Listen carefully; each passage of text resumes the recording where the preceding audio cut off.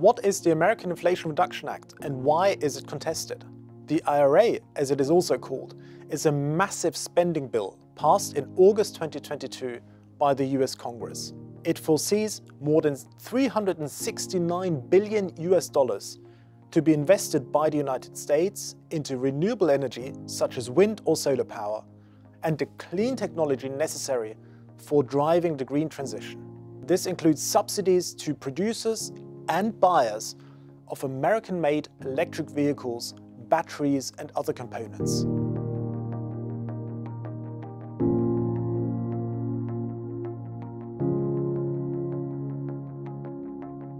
Some of the money comes in the form of grants, for example to American homeowners seeking to invest into cleaner heating or better insulation for their houses. Other support includes tax breaks for American industry or consumers.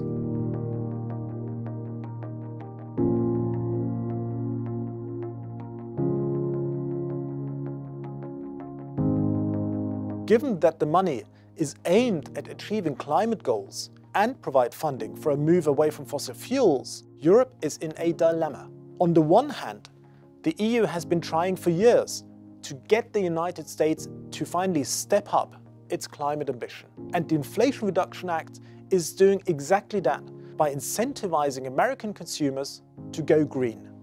On the other hand, most of the IRA support is only available for goods produced in the US itself, or in countries America has a trade agreement with, which is not the case for the European Union. The risk is therefore for European companies to lose out.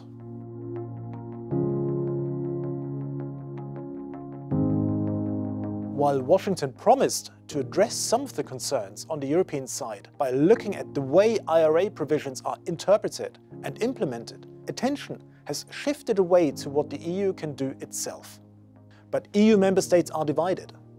The EU is not a fiscal union, so it cannot grant tax breaks to citizens.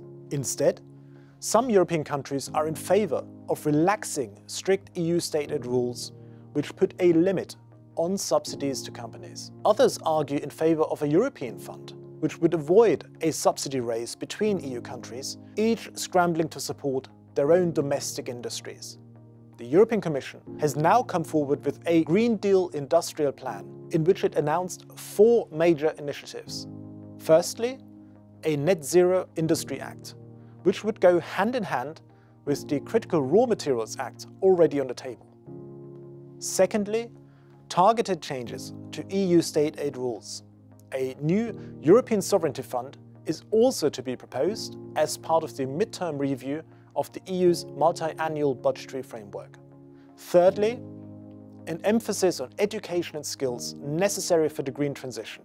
And fourthly, renewed ambition for EU trade deals with the rest of the world, including the development of critical raw material clubs linking the EU with resource-rich countries. These topics will likely dominate the EU agenda for months to come. What the debate over the European response to the IRA shows is that for its energy security and climate goals to be successful, the EU also needs to decide what kind of industrial policy and what kind of trade policy it wants.